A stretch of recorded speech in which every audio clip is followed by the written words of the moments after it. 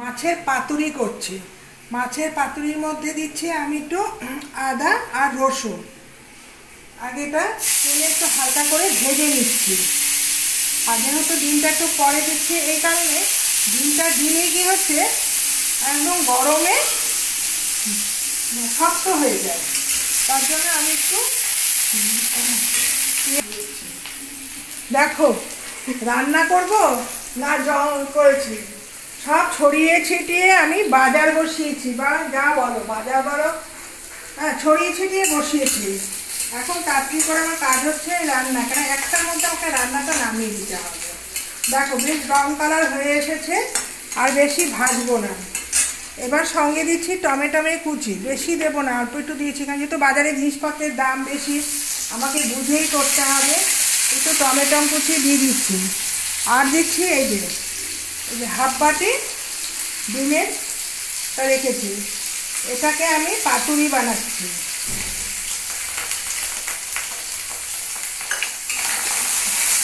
এবার এইভাবে কন্টিনিউ নাড়াবে, আর ছোট্ট ছোট্ট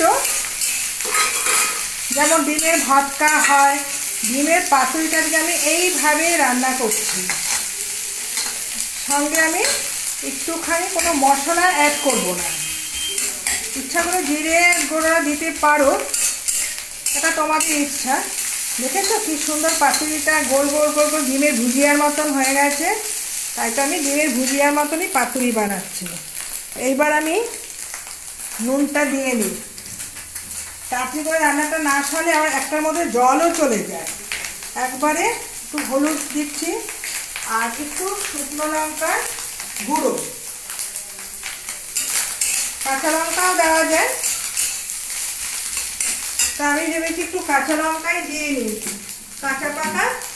কেন শুকনো লঙ্কাটা না প্রচণ্ড আমার গ্যাস হয়, আমার কেন প্রত্যেকেই ডাক্তার সাজেস্ট করে শুকনো লঙ্কা একদম কম খাবে। এর মধ্যে গ্যাসটা আমি একটু কমিয়ে রাখলাম, একদম মিহি মিহি করে মানে কুচি কুচি করে কেটে দিচ্ছি।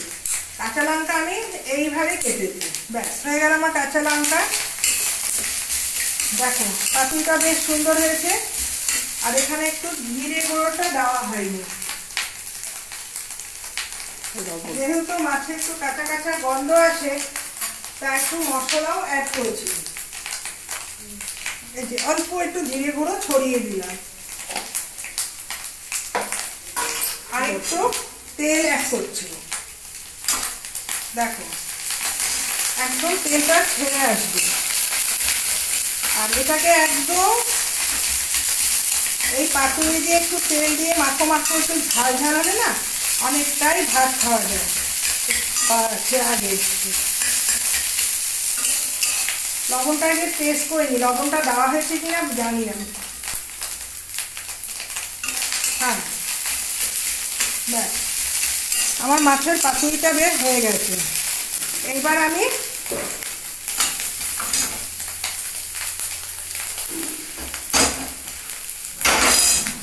কড়াইটাকে এখানে বসিয়ে দিলাম। আবার একটু বানাবো ডিমের বড়া, গরম গরম বড়া খেতে মুড়ি দিয়ে বেশ ভালো লাগে, তাই এখন করে রাখছি, সন্ধ্যার সময় হালকা ভেজে রাখছি। এখন দেখি চপের দোকানেও ডিমের বড়া বিক্রি হয়, তা আমার চপের দোকান কেন, আমি ঘরে বসেই বানিয়ে রাখবো। এখন বানাচ্ছি ডিমের চপটা, সন্ধ্যার সময় খাবো, এখন হালকা করে ভেজে রাখছি, যার যখন দরকার সে একটু গরম করে হালকা। দেখো ডিমের বড়াটা তো সবাই জানে, এটা দেখানোর কিছু নেই। আচ্ছা একটা বাস্তব কথায় দেখি, এখন মানুষের মধ্যে এত লোভ, এখন দিদি 1000 টাকা আর 1200 টাকা করে দিচ্ছে, বাজারে গিয়ে দেখছি স্বামীরা সব টাকা তুলে খেয়ে নিচ্ছে। এইবার বউটা বসে বসে বলছে আমি একটু খাবারও খেতে পারি না, আমার স্বামী সব নিয়ে যায়।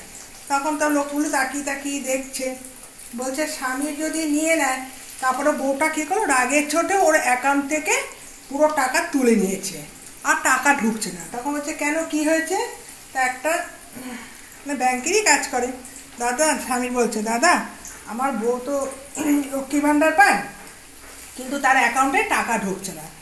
তখন বলছে ঠিক আছে তুমি ব্যাংকে যাবে। বলে হ্যাঁ দাদা ব্যাংকে গেছি, গিয়ে দেখি কি আমার ব্যাংকে অ্যাকাউন্টে কোনো টাকা নেই, বউ সব টাকা তুলে ফেলেছে, তাই জন্য টাকা ব্যাংকে ঢুকছে না। তখন তার বউকে জিজ্ঞাসা করলো কি হলো। বউ বলল দিদি তো আমাদের খাওয়ার জন্য টাকা দিয়েছে, আমি তো টাকা চোখেই দেখি না, যেই বাড়িতে স্বামীরা সব টাকা তুলে নেয় সেই টাকা আমার না পাওয়াই ভালো।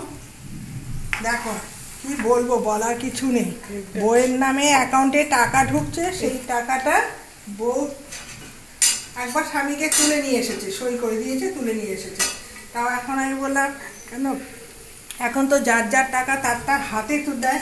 বললাম না দিদি গো, আমি কোনো টাকাই হাতে পাই না, আমার পাশে পাশে গিরগিটি হয়ে ঘুরে বেড়ায়, কতক্ষণ 1 তারিখ আসবে। তখন দাদা বললো না 1 তারিখে টাকা ঢোকে না। তারপর বলছে তোমার টাকা এখন ঢুকবে না, আবার কবে দুয়ারে ক্যাম্প হবে ওখানে গিয়ে। মানে কি বলবে বলো, পুরুষরা বিয়ে করবে অথচ বইয়ের দায়িত্ব নেবে না, আর খালি বইয়ের পয়সা খাবে।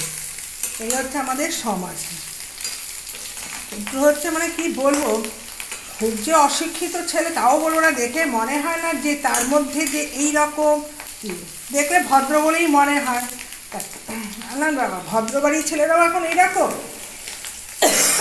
এখন দেখা যাচ্ছে কে ভদ্র কে অভদ্র দেখে বোঝা যায় না। তার মুখোশটা আজকে দেখলাম দাঁড়িয়ে দাঁড়িয়ে, কিন্তু আদৌ ছেলেটা সেরকম কিছু কাজকর্ম করে না।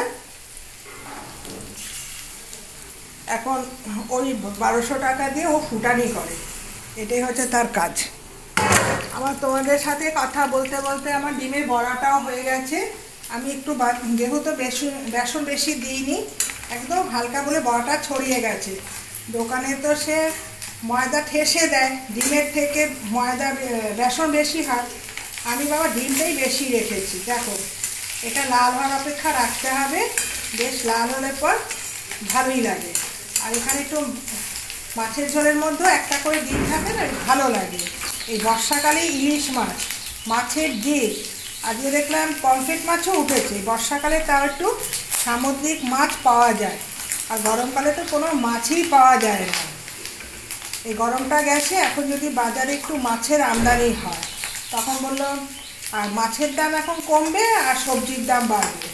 আলুর দাম যে এত বেড়ে গেছে বলার মতন না। সঙ্গে থেকো।